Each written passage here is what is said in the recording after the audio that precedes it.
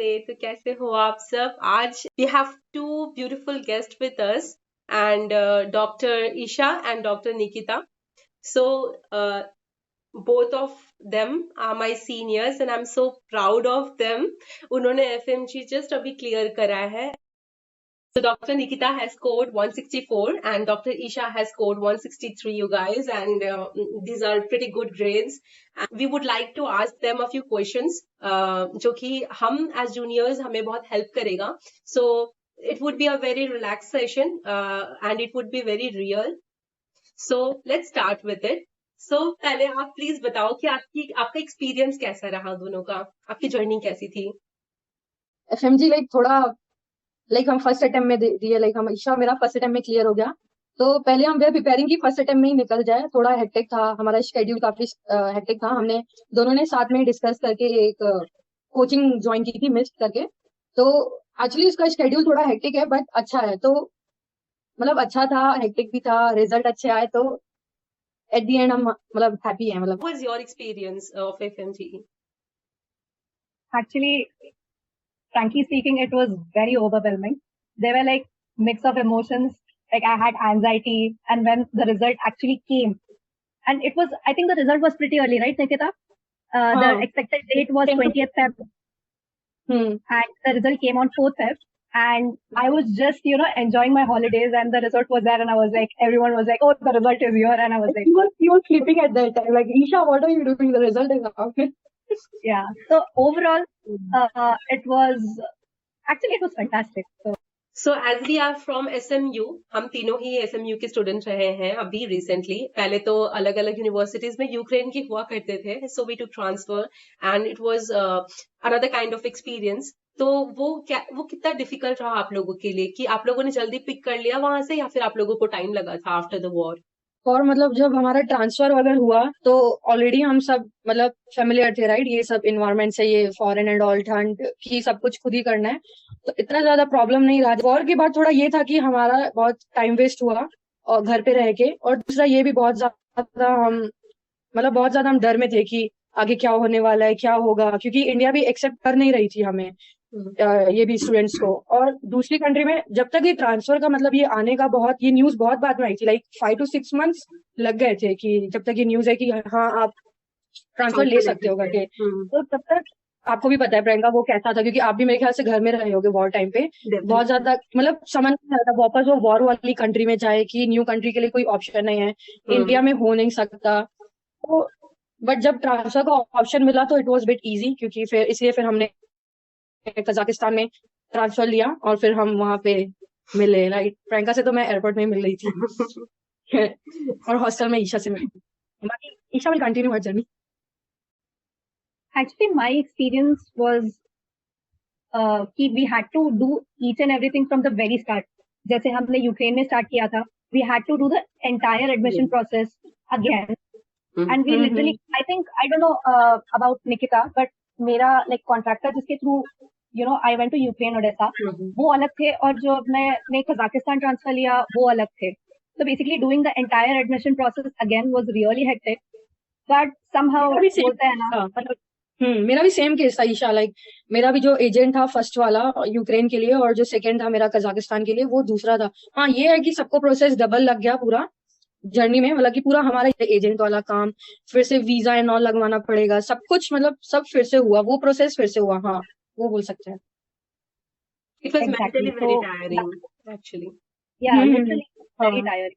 And the expectations we had कि हम literally एक जगह से जब literally we are planning कि हम बाहर जाएंगे and we have to complete it from one place.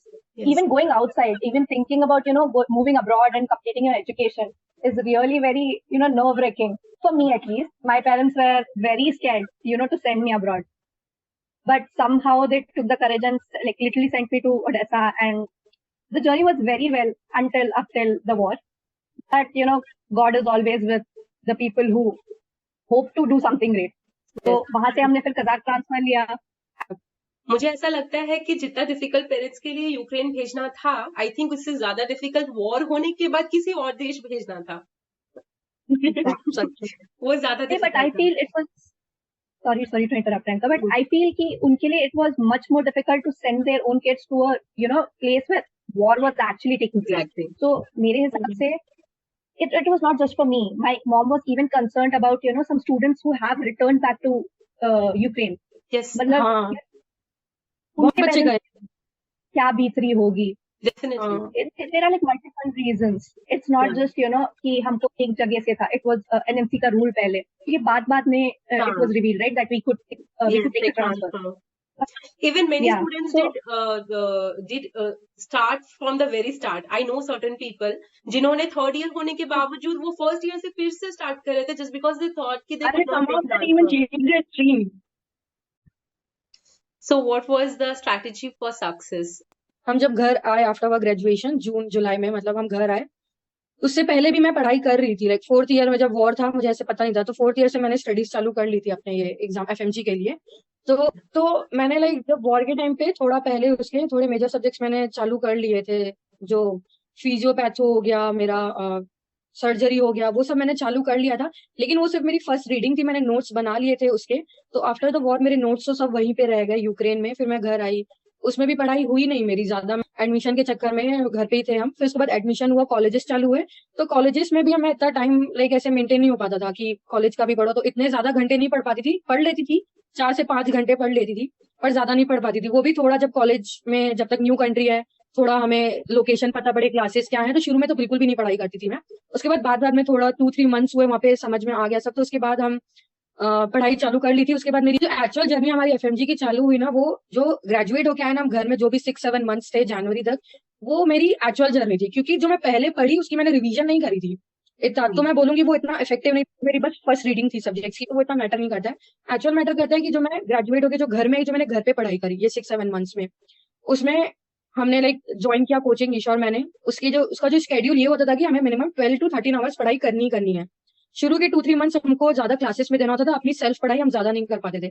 बाद में हाँ हमारा रिवीजन ये था कि मतलब उस कोचिंग के साथ ये था हमारा गोल कि हमारी रिवीजन एटलीस्ट 2 से 3 रिवीजन तो हमारी हो जानी चाहिए, जितने भी हमने नोट्स बनाए हैं। कुछ न्यू कोर्स हमें, कुछ न्यू वीडियोस नहीं देखनी है, कुछ न्यू कॉन्सेप्ट हमें नहीं अब डालना है। जितना हुआ हमसे 4 महीने 5 महीने में हमने किया, जितना समझना था कॉन्सेप्ट बिल्ड किया। उसके बाद लास्ट 2 मंथ्स में हमने जो रिवीजन पकड़ी, रिवीजन ही करते गए, मॉक टेस्ट देते थे, सब्जेक्ट वाइज टेस्ट देते थे। मतलब ऐसा चलते चलते दिसंबर में थी वैसे तो एग्जाम हमारी, तो ये हम लकी है कि 1 मंथ और हमें मिल गया रिवीजन में, कि हमारी जनवरी पोस्टपोन हो गई पूरा 1 मंथ, तो उसमें और रिवीजन हमारी अच्छी हो गई। तो बेसिकली मेरा कॉन्सेप्ट ये था कि मतलब मेरा भी और जो कोचिंग में भी जो हमारा जो शेड्यूल ऐसे बना गया था हमारा बहुत अच्छा था। लाइक मुझे वो शेड्यूल में पसंद आया। कोचिंग आप कोई भी ले लो, बट मैटर क्या करता है आपका शेड्यूल क्या है अब, और उस शेड्यूल के साथ कितना चल रहे हो आप अपने टाइम टेबल के साथ, वो है लास्ट। मेरा ये था कि हाँ टाइम टेबल के साथ चलना है, और लास्ट में 2 to 3 रिवीजन होने ही होने हैं, तो वो हो गए थे। बस बेसिकली यही था, मतलब मेरा ये था कि बस रिवीजन करो, उसके ऊपर सब मतलब डिपेंड करता है, रिवीजन के ऊपर, और कितनी आप टेस्ट उसके साथ आप क्वेश्चन सॉल्व करते जाओ। So डॉक्टर ईशा, आपकी क्या स्ट्रैटेजी थी for success? So my mantra for success was read, revise and repeat. The 6 months that I was preparing for FMG, this mantra worked like wonder literally. तो ऐसा था कि first जितने भी कॉन्सेप्ट्स वो लोगों ने पढ़ाए वो मैं पढ़ती थी, उसको कंसाइज करती थी, उसको रिवाइज करती थी, and obviously repeat the same stuff again and again. जैसे बोलते हैं ना, बड़े पत्थर पे पानी गिर गिर के भी वो पत्थर पे फर्क पड़ता है, एग्जैक्टली वैसे ही mantra was that, and that was the contributing factor to my success. Wow. तो आपने कितने रिवीजन, आप लोगों को कितना रिवीजन चाहिए था, या फिर कितना रिवीजन आप लोगों ने दिया? 2 to 3 रिवीजन हो गए थे, मतलब इतना टाइम था मतलब। फ्रैंकली स्पीकिंग वो टाइम मैनेजमेंट पे था। पहला रिवीजन थोड़ा लेंथी था, सेकंड रिवीजन थोड़ा जल्दी हो गया, एंड थर्ड वाला तो उससे भी जल्दी हो गया। बट आई फील कि a student can revise the stuff in for 2 to 3 times in that span. After reading the actual content, they can revise it approximately 2 to 3 times. Okay. So this 2 to 3 revisions को घर जाने के बाद ही किए ना आपने? Yes, घर जाने के मतलब ऐसे नहीं है कि हर एक पूरे 19 सब्जेक्ट्स के हमने 2 to 3 रिवीजन किए। मैंने मेजर सब्जेक्ट्स पहले पकड़ा था कि उनकी 2 to 3 रिवीजन चाहिए। जो छोटे सब्जेक्ट्स है, मैं इतना भी 6-7 मंथ्स में इतना नहीं हो पाता है, तो मेजर सब्जेक्ट्स को मैंने दिया कि 2 to 3 रिवीजन होने चाहिए। छोटे सब्जेक्ट्स का जो ऐसा था कि मैंने रैपिड रिवीजन वीडियोस और क्वेश्चन बेसिस पे मैंने अपने कॉन्सेप्ट बिल्ड किए थे, और कुछ में 2-2 रिवीजन भी हुई थी, किस में एक भी हुई थी, बट मेजर सब्जेक्ट्स के मैंने रखा था कि 2 से 3 रिवीजन होनी चाहिए, तो वो हुए। छोटे सब्जेक्ट्स जैसे मैंने बताया, क्वेश्चंस में देख के क्वेश्चन सॉल्व कर करके मैंने अपना बेसिक बनाया, छोटे सब्जेक्ट्स में। मेजर में तो रिवीजन नहीं चाहिए। Yeah, and I so want to add the point. जो एक्चुअली मार्क्स डिस्ट्रीब्यूशन बना है, राइट, उसके हिसाब से जो पेपर आया था, आई फील कि दिस सक्सेस में the major part was also covering the small subjects. So इस बार जब आप लोग एग्जाम देके आए थे and we as juniors we wanted to know कि कैसा था पेपर, कैसा किया, एंड जितने भी सीनियर्स से हमने पूछा, मैंने आपको कॉल किया था and you said that paper 1 was easy but paper 2 was quite difficult, so what made it difficult? I wanted to know. I feel it was the depth of the questions. I feel the topics were very relevant. Like ऐसे थे कि ये topic तो हमने पढ़ा ही है, वो हर exam में होगा आपके साथ कि आप जाओगे, क्योंकि ये मैंने निकिता से भी डिस्कस किया था before going to the exam, कि मैंने भी मेरे सीनियर से किया था जैसे आपने किया था, एंड इवन दे मेंशन कि आप जब जाओगे it will always be like, आप जाओगे और आप क्वेश्चंस देखोगे and it will never be कि हाँ यार ये तो पढ़ रखा है, आप बोलोगे हाँ यार टॉपिक पढ़ रखा है बट ये क्वेश्चन नया है। It will always be like that, and that was my reaction. मतलब जब तुम्हारी भी एग्जाम होगी ना, तुम्हें ऐसे 50 to 60 क्वेश्चन मतलब आएंगे, ये तो कंपलसरी रूल ही है। जो मतलब सारा पढ़ा हुआ नहीं आएगा 300 क्वेश्चंस, उसमें से ऐसा 50, 60 या 70 क्वेश्चन ऐसे आएंगे कि जो आउट ऑफ आपकी लीग रहेंगे। तो आपको मेनली आपका ये स्ट्रैटेजी होनी चाहिए कि मुझे वो 60-70 क्वेश्चन को ना ध्यान रख के मुझे सिर्फ जो 230, 200 क्वेश्चन 20 है, मतलब मेरे को सिर्फ उनमें ध्यान देना है। इस क्वेश्चन से लाइक मतलब कि वो एमसीक्यूज से, तो वहां पे एक एक छोटा वर्ड भी मिस हो जाता है ना, तो हम कितनी भी कोशिश करें 2 से 4 क्वेश्चन तो पकड़ के चलो, वो उसमें रॉन्ग हो ही जाते हैं कि हम क्वेश्चन को थोड़ा, क्योंकि हर एक क्वेश्चन में ओनली मतलब 60 सेकेंड्स होते हैं आपको सॉल्व करने के लिए, तो आपको क्वेश्चन समझना है, साथ में उसके 4 ऑप्शन भी समझना है, और उसमें से आपको वो टिक करना है कि जो बहुत ज्यादा मैच कर रहा है क्वेश्चन से। तो मतलब टाइम के ऊपर भी डिपेंड करता है, तो आप पकड़ के चलो 60 से 70 क्वेश्चन तो उसी में हट जाते हैं कि वो आपके आउट ऑफ लीग रहेंगे ही रहेंगे। 5 to 10 क्वेश्चन पकड़ लो, आपके सिली मिस्टेक्स में जाएंगे, बाकी आप जितना पढ़ोगे, रिवीजन करोगे, जितनी रिवीजन करोगे उतना अच्छा है, और उस बेसिक में ही आपके क्वेश्चंस आएंगे। सो मैं I used to use the explanation technique. Once I used to learn certain stuff like about a particular subject, I used to just look into the mirror and just explain it out, whatever I was studying, explaining to some person. Or even in that sense, I even used to go to my mother randomly and I just started explaining her about a particular topic just to know how much I have actually retained. Actually it is very useful and I also do the same thing. जब आप ऐसे किसी को explain करते हो ना कि एक बच्चे को भी समझ में आ जाए कुछ कॉम्प्लेक्स चीजें, then you have actually got to know the thing well. Yeah. Yes. So that method, and I feel even writing things down, whatever you have retained, just in bullet points, I feel just the important points, whatever regarding the topic, just chalk it down in a paper, just the main points. I used to just follow that in the techniques. Any particular time period जो आप लोग पढ़ते थे कि इतने घंटे ही पढ़ने हैं, हमें 10 घंटे बैठने हैं, 12 घंटे बैठने हैं? Usually टाइम के हिसाब से इट वाज अराउंड, देखो दिन में पॉसिबल रहता था कि हो जाता था कि 10 से 12 घंटे तो हम बैठते ही थे. हमारा शेड्यूल ही बना था कि हमको बैठना ही पड़ता था. सो एंड हर स्टूडेंट आपको वो बताएगा ही बताएगा, इवन इफ कोई स्टूडेंट ऐसा है जो बोल रहा है कि पॉसिबल नहीं था, वो भी बैठता था क्योंकि ऐसा था exam that you had to literally strengthen your base. So yeah, I feel 10 to 12 hours. So definitely then came. Okay. We had to sit and revise. And this question I would like to ask both of you. What resources did you guys use? So I want to ask firstly, Dr. Nikita, आपने कौन-कौन से resources use किए थे to prepare for FMG? For FMG मैंने तो मेरा primary resource था MIST था मेरा. उससे पहले जो किया हमने प्रेप वगैरह से किया, मैरो ने किया, वो कॉलेज टाइम पे हर कोई करता है. बाकी मेरा मेन रिसोर्स मिस्ट था लास्ट जितना भी टाइम था एग्जाम के पहले. Okay, and for Dr. Isha? Yeah, so for primary resource, even for me it was missed. But after I had strengthened my base, I feel for the FMG exam, I even opted for Prep Ladder. I used to watch the rapid revision sessions of Prep Ladder, and for the GTs, I preferred Maro. Okay. And from where you prepared, from where you did the past year questions? Yeah, for the past year questions, I had the book called FMG Solutions, the latest edition. That helped out a lot. So I would really recommend that book. that you have to prepare like from that book.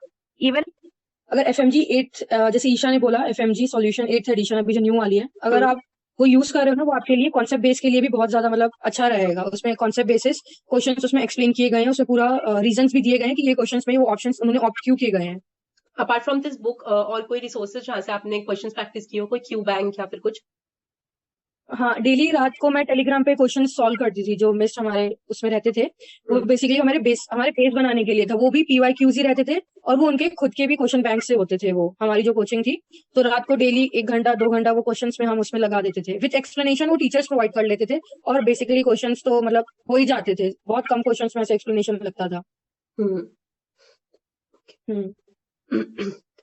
So next question जो कि हम जैसे बहुत सारे juniors का है कि जो हम इतना कुछ पढ़ते हैं, let it be Prep, let it be Marrow, this question is for you doctor Isha. तो let it be Prep, let it be Marrow, हम कुछ भी पढ़ते हैं उसमें वास्ट कॉन्सेप्ट्स होते हैं and it is like next to impossible कि हम इतना सब कुछ रिटेन कर पाए। Like there are certain major subjects like medicine हो गया, specially medicine, and then obs gynae, surgery, so बहुत कुछ है to retain. And so how did you guys cope up with it? जैसे कि मैं अभी भी पढ़ती हूँ तो ऐसा लगता है कि यार पिछला वाला याद है कि नहीं है, I just can't recall it. So usually थोड़ा अंडर कॉन्फिडेंट हो जाते हैं हम लोग जब हम उसको पहली बार पढ़े होते हैं। So how did you guys manage to do it? So, is it okay to frankly have that speaking, feeling? Is it okay to have that feeling that you tend to forget few things? yeah, I feel each and every student like feels that way कि आज का पढ़ा हुआ आज ही याद नहीं है. So, but I feel कि like you know with each and every revision, I feel it becomes easy and I feel आपको concise notes आप जब बना लेते हो, बड़े बड़े टॉपिक्स के छोटे छोटे पॉइंटर्स एंड छोटे छोटे नोट्स बना लेते हो, क्योंकि आई फील हर बच्चे ने बनाया ही है, निकिता ने भी बनाया है, मैंने भी बनाया है। पहले 10 पेज का इन्फॉर्मेशन रहता था, उसको हमने चॉक डाउन करके लाइक 5 पेज पे लाया, फिर एंडिंग में तो हमने उसको 2 पेज पे लाया है लिटरली कि प्रीवियस ईयर टॉपिक्स कौन से इंपॉर्टेंट है। सो वैसे करके हमने करा है एंड बच्चे भी I feel they will also do it. So yeah we can't retain each and everything, but it's about the topics, you just have to understand the topic, that's necessary. Okay. मैं एक point add करना चाहूंगी कि अभी हम उस stage से चले गए। अभी जो ये ऐसे जो फीलिंग आती है ना, जैसे ये 6-7 मंथ्स बैक हमें भी ये सब सेम फीलिंग आती थी कि कैसे होगा, क्या होगा, पढ़ते हैं सब भूल जा रहे हैं। तो पहले हमें लगता था कि हमें सीनियर्स भी यही बोलते थे कि ठीक है कोई बात नहीं, आप भूल रहे हो, आप सिर्फ अभी इस पे कंसंट्रेट करो कि आप कंसेप्ट बस बिल्ड करते जा रहे हो। जो पीछे का भूल रहे हो ना, आप सेम नाइट या सुबह अर्ली मॉर्निंग में उठ के आप उसको ना एक बार ना ओवरव्यू कर लो, मतलब एक बार ना आंखें मार लो सब में, आपने क्या पढ़ा है आपने, ऐसा ऐसा करके आप मतलब ये सेकंड मेमोरी बना लो। आप जितना भी पढ़ रहे हो ना, आप सेकंड मेमोरी बना लो उस चीज की पूरा। मतलब आप एक साथ पूरा मत कंप्लीट कर लो कि मैं सब्जेक्ट जैसे कि आपने मेडिसिन चालू किया अभी प्रियंका, तो आप ऐसे पकड़ा आपने फर्स्ट चैप्टर, तो आप उसको पूरा कंप्लीट मत करो। आपने आपका फर्स्ट चैप्टर कंप्लीट किया, आप उसको 2 से 3 घंटे दो, उससे ज्यादा भी नहीं। आपने जो जितना करा है, स्ट्रॉन्ग रिवीजन नहीं, बट ऊपर से थोड़ी सी माइल्ड सी ऐसे देख लो आपने क्या पढ़ा है, कैसे पढ़ा है, आपको याद है कि नहीं जो आपने पढ़ा है। उसके बाद आप hop to the second chapter, उसमें भी आप सेम वही करो। फिर से आप पूरा चैप्टर पढ़ो, समझो, पहले कॉन्सेप्ट्स बनाओ, उसके बाद आप उसको सेकंड रिवीजन करो, ओवरव्यू लो। ज्यादा टाइम नहीं देना आपको, 2 घंटे देना है बस उस चीज को। ऐसे करके आप अपने पूरा सब्जेक्ट कंप्लीट करो। सब्जेक्ट पूरा कंप्लीट करने के बाद आप वापस रिवीजन के लिए मत आओ, थोड़ा थोड़ा कर रहे हो ना, आप थोड़ा थोड़ा रिवीजन करो, थोड़े उसके साथ साथ रिवीजन करो, आखिरी के लिए मत रखो रिवीजन, साथ साथ करो, बस ये है। Okay, I think that's a good suggestion. पहले आप अपना कॉन्सेप्ट मतलब ना बिल्ड कर लो, आप अपना पहले पढ़ लो, मतलब 2 से 3 मंथ में आप अपना कॉन्सेप्ट बना लो। उसके बाद आपका डेली रख लो, उसके बाद कि एवरी नाइट मुझे 1 आवर MCQs में देने हैं, PYQs में देने हैं। फिर आप देखो कि आपसे क्वेश्चंस मतलब सॉल्व हो रहे हैं कि नहीं, जो मैं पढ़ाई कर रही हूँ वो मेरी मतलब कैसे कर रही हूँ, कि मैं सही टाइप से कर रही हूँ कि नहीं, कि मुझे अपना मेथड्स चेंज करने की जरूरत है। जिस पढ़ते सब है, बस सबके ना थोड़े ना मेथड्स डिफरेंट होते हैं, तो आप वो एनालाइज करो PYQs करके कि आपसे वो सॉल्व हो रहे हैं कि नहीं। आपने वही टॉपिक पढ़ा है, लेकिन आपने किस बेसिस पे पढ़ा है आपने वो, तो अपने क्वेश्चन से ना ऐसे आप रिलेट करके कर सकते हो आप अपने टॉपिक्स। फिर उस बेसिस में ना आप अपने मेथड्स भी धीरे धीरे चेंज करने लगोगे। तो जब आप जर्नी में घुसोगे ना, जब आपके हो जाएगा, आप ग्रेजुएट हो जाओगे, जब आप घर आओगे, आप खुद ही कोप अप कर लोगे, मुझे ऐसा लगता है, खुद ही इसमें आप कोप अप कर लोगे सब अच्छे से। I would like to ask कि आपके फेवरेट रिसोर्सेज क्या क्या थे डॉक्टर ईशा? या सो यहाँ आने के बाद मेरा प्राइमरी रिसोर्स तो मिस्ड ही था। For the initial I think 4 to 5 months it was missed, जिससे मेरा बेस बना था बेसिकली। बट एंडिंग में ऐसा था कि मुझे डॉक्टर प्रीति शर्मा के रैपिड रिविजन वीडियोस बहुत अच्छे लगे थे for patho and microbiology. So Dr. Priti Sharma is basically all-time favorite for every medical student for वो microbiology. टॉपिक्स को ऐसे क्रिस्प कर देते हैं, पर फिर मजा भी आता है पढ़ने में फिर उनके साथ। हाँ. So now, Dr. Nikita, I would like to ask you about the challenges you faced during your preparation time. तो चैलेंजेस ये थे कि पहले टाइम मैनेजमेंट में, क्योंकि घर में आया तो मैं एक्चुअली घर में प्रिपेयर कर रही थी, मैं ऑनलाइन प्रिपेयर कर रही थी, तो घर में टाइम मैनेजमेंट होता है और प्लस आपको जब घर का जो इन्वायरमेंट है आपको उसके साथ भी कोप अप करना होता है। मेरी वैसे से ज्वाइंट फैमिली तो नहीं है, बट कभी कभी गेस्ट वगैरह आ जाते हैं तो वो थोड़ा डिफिकल्ट हो जाता है। और नींद नहीं हो पाती थी, सिर्फ 4 घंटे 5 घंटे नींद होती थी। और दूसरा फूड मतलब खाने की दिक्कत नहीं होती थी, क्योंकि मैं घर से प्रिपेयर कर रही हूँ, तो ये मेरा अच्छा था, ये मेरा प्लस पॉइंट था कि मैं घर से प्रिपेयर कर रही थी, हाथ में खाना मिल रहा है और हाथ में कॉफी मिल रही है, जब चाहे टी मिल रही है आपकी, जब फ्री ब्रेक्स हो रही है तो आपका ये है कि ज्यादा टाइम वेस्ट नहीं होता है। हमारे लिए तो ये ब्लेसिंग ही है। हम FMGs बाहर रह करके ये सारी चीजें अब हमें प्रिविलेज लगने लगती है जब हम घर पे होते हैं तैयारी हाँ, कर रहे हैं। ये तो मैं बाहर से ही सोच के आई थी कि मैंने 5 साल बाहर रहे हैं, तो मैं अब तो बाहर नहीं रह पाऊंगी, मेरे को एटलीस्ट अभी तो चाहिए अच्छा घर का खाना। तो इसलिए मैं बाहर और रेडी नहीं थी कि मैं बाहर मैं प्रिपेयर भी करूं अपनी एग्जाम के लिए, प्लस मैं फिर से फूड के लिए और रहने के लिए और ये सब के लिए फिर से मैं वही सब देखूं जो मैं 5 साल वहां देख के आई हूँ, तो वो मेरे को नहीं करना था। इसलिए वहां से हम तो मतलब डिसाइड ही करके आए थे, प्रिपेयर जो भी कहाँ से भी करेंगे, जो भी कोचिंग करेंगे घर से ही करेंगे, क्योंकि यहाँ पे कोई इन्फ्लुएंस करने वाला भी नहीं है घर में, आपको करना है मतलब करना है। और प्लस घर में साथ में घर वाले होते हैं तो वो अच्छा रहता है, मतलब घर वाले साथ रहते हैं तो कुछ भी कभी कुछ लो फील हो रहा है प्रिपरेशन में, कुछ ऐसा नहीं है कि डेली मैंने पूरे 6 मंथ पूरे पढ़ती रहती थी, कि कुछ कुछ बीच में दिन ऐसे होते हैं, अप डाउन आते ही रहते हैं। तो तब अब मैं अपनी मम्मी के साथ ही सब डिस्कस करती थी, मम्मी आज मन नहीं लग रहा है, पता नहीं क्यों आज डाउन सा लग रहा है, आज उतनी अच्छी पढ़ाई नहीं हुई है मेरी। तो ये था, चैलेंजेस थे बहुत ज्यादा, लेकिन मैं घर पे थी ना तो वो बैलेंस हो जा रहा था, घर की वजह से, मम्मी की वजह से और मेरे सिबलिंग्स वगैरह, तो उनकी वजह से बैलेंस तो जा रहा था सब। So Dr. Isha, I would like to ask you the same question कि आपके क्या क्या challenges रहे हैं? So the main challenge that I faced was anxiety, related to my performance compared to the other peers. That was the main thing. कि आपको हमेशा लगता है कि आप कहीं पे भी अंडर परफॉर्म कर रहे हो. When there is a group, you always feel that you are the person who is, underperforming. And कभी कभी होता है कि आप एक ग्रुप में काम कर रहे हो, जब रिजल्ट्स पोस्ट हो रहे हैं, आप वीकली टेस्ट दे रहे हो, एंड कभी कभी होता है you can't prepare the topic properly, और आपने इतना अच्छे से नहीं दिया है टेस्ट, आप देख के डिसअपॉइंट हो जाते हो कि यार ये नहीं, इससे अच्छा कर सकते थे. So that was the main, complication or a problem that I faced. And in that sense, maintaining concentration, इतना extensive पढ़ने का आदत पहले नहीं था. I used to take long breaks, but अभी जब when I was preparing, उतने long breaks मिलते नहीं थे, या जैसे मेरे को प्रिपेयर करना था वैसे preparation possible नहीं था. Timings की भी दिक्कत रहती थी, and as Nikita mentioned, नींद की भी दिक्कत रहती थी बहुत ज्यादा. So lastly, when we are concluding this this whole journey, whole experience about FMGE, and I'm sure कि बहुत ही ज्यादा इमोशन भरा होगा ये पूरा जर्नी हम सभी के लिए, because we went through a lot, because starting from the war till where we came to Kazakhstan, enduring such low temperatures, -35, -40, कोई छोटी बात नहीं होती. इस कंडीशंस में भी अपने मोटिव्स को हाई रखना, अपने इंटेंशंस को स्ट्रॉन्ग रखना, and to prepare for your goal, and then again going back to home, वहां पे भी अपना फोकस और कंसंट्रेशन मेंटेन रखना for another 3 to 4 months or 6 months, and then again preparing for FMGE as a screening test, which is itself a kind of pressure on the foreign students, foreign graduates. I would like to ask you guys any suggestion or word of motivation for us juniors. Dr. Isha? Oh, okay. So I would just like to say that keep trying, because this is a journey. Like, preparing for FMG, it's literally a journey. There'll be ups and downs. You have to face it, you have to overcome it, and you have to do it.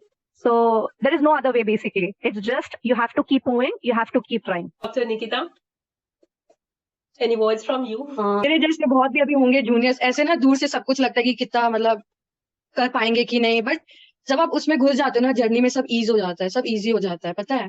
तो मुझे लगता है कि कर लेगा, मतलब जिसको करना है वो कर लेगा, बस ये है कि ट्राई करते रहो, थोड़ा सा अप डाउन आएंगे, शेयर कर लेना, बट एट द लास्ट आपको रिजल्ट्स मिल जाएंगे, आप अपना बस 100% देते रहो, हो जाएगा, एट द एंड सब कुछ अच्छा ही है। जो भी प्लेयर्स हैं अभी प्रिपेयर कर रहे हैं उनको ऑल द वेरी बेस्ट। जो कर रहे हैं करते रहो, थोड़े मंथ्स और हैं जो जून में देने वाले हैं या जो दिसंबर में देने वाले हैं, कुछ ही मंथ्स हैं। अगर कहीं लो फील होता है तो थोड़ा 5-6 मंथ आगे का सोच लो कि 5-6 मंथ क्या होगा जब रिजल्ट आएगा, तो वो फीलिंग लेके पढ़ो कि 5-6 मंथ बाद अच्छा लगेगा जब सब कुछ आपके फेवर में आएगा। तो उसी को ध्यान में रखते हुए पढ़ो, सब हो जाएगा। So guys, this ठीक was है। it, and we love talking to both the doctors, Isha and Nikita, and I'm very much grateful and thankful that you gave your time, your precious time, and you became a part of this beautiful family. Thank you so very much for joining us today. I'm really grateful. Thank Thank you. Thank Thank you you so much. All the very best. Thank you so All the much. very best to the future aspirants. Thank you so much. Signing off, bye bye. Bye bye.